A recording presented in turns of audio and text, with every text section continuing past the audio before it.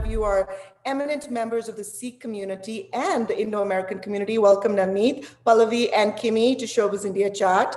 And let's get right into talking about a very important subject that has been going on over a month now, with the farmers protesting because a new law was passed that private sector can enter and farmers can sell to them. So, Navneet, I'll begin with you since you're the only male of the panel. What are your thoughts, and give us a little bit more detail about this law? I think it's a very important thing that's going on in India.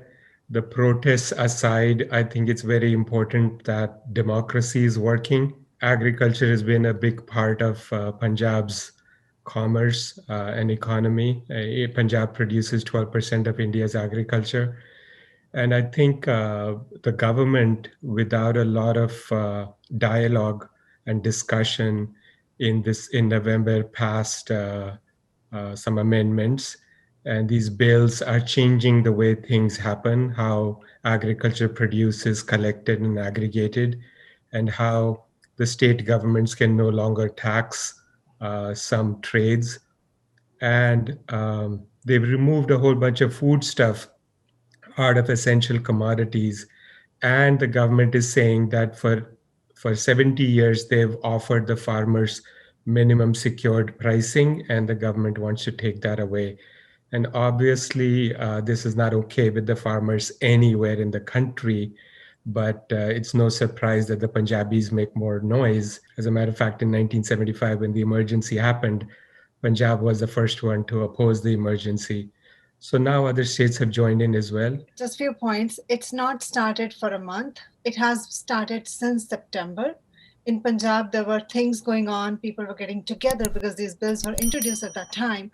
But it's just that they have been wanting to have a dialogue with the central government since then, but it never happened. Nobody paid attention. But now all the people, a majority of them, so many of them protesting against these laws are in Delhi. And it's not just Punjabis. Let's not think that if farming is only Punjabi, Haryana is there, Rajasthan is there, even southern India, even like Gujarat, farmers from Gujarat are there too. So I take it as a protest of farmers. But do you agree with this law, or you do not agree with this law, Kimi? I do not agree with this law, because I feel I'm not on any political side whatsoever, but I'm definitely on people's side.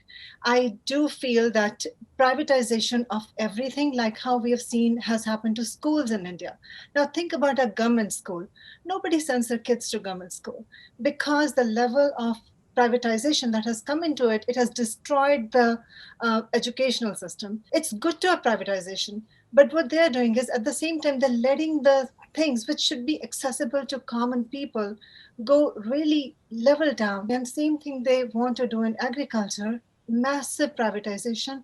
I don't agree with this law. Without understanding too much of the depth of this issue, I'd say in simple terms, I would call it an issue of the farmers' concern of being Davids versus Goliaths, right? The big corporations being the Goliaths that they will not be able to negotiate directly with, and they would be squeezed to give pricing which may not be comfortable to them. Right now, they have what they are calling the MSPs, which is the minimum support pricing, which is out there.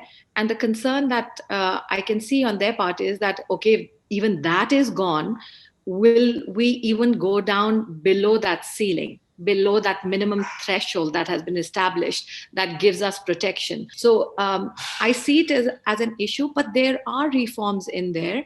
And to Kimi's point, I'm looking at the laws right now, and I'm seeing the farmers are protesting that we should be allowed to burn stubble. You know how much of a problem that the air pollution is in India? They're saying people that were imprisoned for violating any of those burning of the land should be released. Fair enough. Okay, maybe you can make those demands. But my simple thing is it has to be reasonable to both sides. And I think if they were to insert the MSPs back into the law, which is what it lacks right now, and I believe the old law also lacked that. But if they were to insert that back in, I think they would go a long way towards getting this, agreed to by both sides. I have larger issues, Reshma, to think about in this whole context. But first issue I have with all of this is, why are the farmers protesting in Delhi and not Chandigarh? Chandigarh is the capital of Haryana and Punjab. Why is this not a state issue? So the government in Haryana tried to dig up trenches to stop protesters. They tried to put in sandbags. Farmers in Gujarat wanted to protest. The government of Gujarat told them that they cannot protest. And so the protesters then individually drove to Delhi to join the protests in Delhi.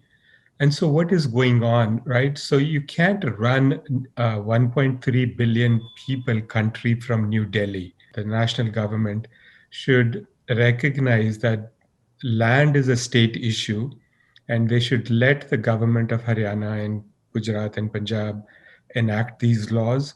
And if the laws are not legal, then let the courts intervene and fix things.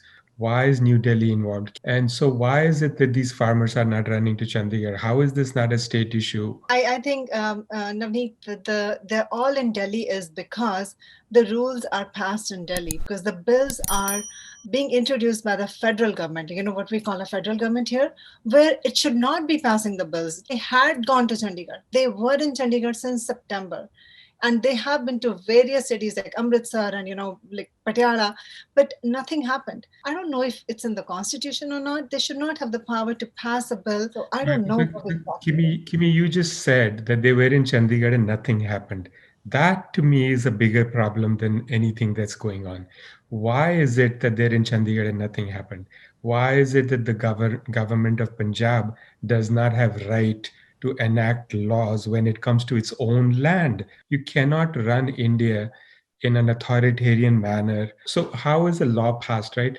A local city, a local county, local district, local state wants to enact laws. They have discussions in the local governments, and all viewpoints are heard. Then the bills go to committees, and the committee people enact a law and then give a 60-day, 90-day, 120-day time for people to participate. So all of that has been taken away. And so Economist magazine last week wrote that what is going on in India now is that it is becoming a one-party state since the opposition has crumbled. And so it's being run in an authoritarian manner. And this is not how we can govern 1.3 billion people. More and more, the current government is ensuring that the state governments toe the line of New Delhi. And so all of the institutions are being weakened. Media has become very weak. And so there's no opposition. So one, we need to decentralize. Second, we need to respect the institutions. We need to respect the local governments. We need to give them power. We need to give away as much power down to the street level as possible. And then if there is any issue, it needs to be decided in courts, not on the streets of India. I think dialogue, getting leaders from different states to send their representatives, sit with the government. They have to listen to what their issues are, as in all good laws that kind of get made, get input and concerns of all parties. They need to be alleviated. They need to be addressed. And only then can a law that kind of satisfies the majority. It will never do at 100%. Decentralization, as Navneet mentioned, yes, awesome. I mean, let it be more at a local level where it can be done. I think it's the lack of either the ability, or maybe when the states kind of start going off on a limb, they're not regarded as towing the line, as what's happened currently in India. So, I mean, everyone has to nod. It's like how here in the US, I mean, you don't want to be in the crosshairs of soon to be ex-president Trump's tweets, right? It's the same thing with the Modi government. The farmers definitely need assurances before they embrace the free markets. So Pallavi, you were telling me that one of the concerns farmers have is that they don't know how this law will be implemented and what the effect of it will be, which tells me that this is just miscommunication throughout. And Rajshri Jayaraman, who teaches economics at University of Toronto, she recently wrote that the bills are confusing. And here's a professor of economics that can't understand this law. What are the farmers supposed to do? Correct. And I think it's become more an issue of, like I said, started out as the David versus Goliath, right? They've established that Modi government, and now we're not talking about the corporations versus the small farmers. We're talking about, symbolically, the farmers protesting the BJP, right? And it's going places where it doesn't need to. And of course, everyone does have a right to protest. That's a sign of a democracy, a healthy, vibrant democracy. And I think our Sikhs who are standing out there and coming from Punjab are model protesters. They're serving the people. And this kind of always triggers me a lot when we have those water cannons that are being blasted against them. And then here they are 10 minutes later, they are dry. They're asking people, would you like dal and roti? Right? They're asking about langar. So, I mean, they are just amazing in how they protest and how kindly they're running this. A lot of them are not even literate. Right? How are they reading these laws that economists are not understanding? We're kind of mulling over it as to what it really means. I mean, I personally feel to myself, it doesn't sit well with me. If I feel that it's a big revolution, and tomorrow when I'll tell my kids, like, how we hear about the world wars, how we hear our grandparents tell us things. It's like when I tell my children about, what had happened in 2020, and then they ask me, what were you doing at that time? I wasn't doing anything. I was just eating dal. I mean, come on. It's like, no, you have to be involved. It's like, I really feel that we cannot be there ourselves presently. I cannot put myself there physically, but at least some dialogue, something should go out. And looking at the media these days, it's no more telling the pulse of what's happening. It doesn't tell that. It is very opinionated. As Mr. Chugh said, and even Pallavi said, it's very opinionated, and it's as social media these days and news channels, it's all going in a direction where the people who fund them want them to go. And Pallavi, I remember this, I have to say this about burning the stubble. It's not one of the demands that they're asking right now. Right now, the thing is not implementing these bills, but about burning the stubble. Shouldn't we think of going on the step forward? What is the other option that you can give the farmers? They have that crop. They have to burn. That's the only way the land can produce another crop. But then what are you offering them with so much technology? Like, you cannot give them a good choice or a good option.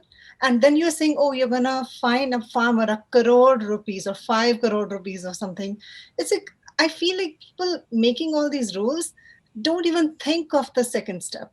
They don't think of the options. Correct. And every time there is a rule that kind of strikes something down, you have to come and give alternates. It's become a national movement. They are doing a national strike and getting 250 million people to participate. And there are now protests in Karnataka and Andhra Pradesh and Gujarat and other places. Australia has said things in favor of the protesters. So has England. So has Canada. The Indian government told the Prime Minister of Canada to stay out of it. And the Prime Minister of Canada said, well, it's affecting our relationships and we're not going to stay out of it. The United Nations has moved in and said that, okay, whatever is going on, don't stop people from protesting. This is how democracies work. Amount of support from United States and people of United States to send money, to send goods and almonds and rotis and pizzas and all kinds of stuff that's happening in India. It's amazing that the state governments have become weak, the courts have become weak, the media has sold out. So now it's left to us individuals to take on anything that the government is doing that is authoritarian. In this moment, what's sad is the impact of social media. Several BJP leaders have posted videos saying this is leftist and Maoist and Khalistanis, and they're showing videos from 10 years ago. At the end of the day, these problems will continue till we fix the underlying problems, and the underlying problems are that the local person on a given street in India does not have the power to run their life. And one of the reasons I wanted to discuss this on Showbiz India Chat is hopefully to alleviate some confusion. I was very confused. And like you said, about what exactly is the law stating? What do the farmers want? And I think anyone who is watching, please feel free to have an open dialogue right here. We welcome your comments, suggestions. And as a community member, maybe we can just do our bit and try and shed some light on this subject. And thank you so again. much. Thank you Thank you. again. Happy New Year. Thank you. Happy New Year. Thank you so much. All the best, everyone. Subscribe to Showbiz India's YouTube channel and be sure to click on that bell icon for instant notifications.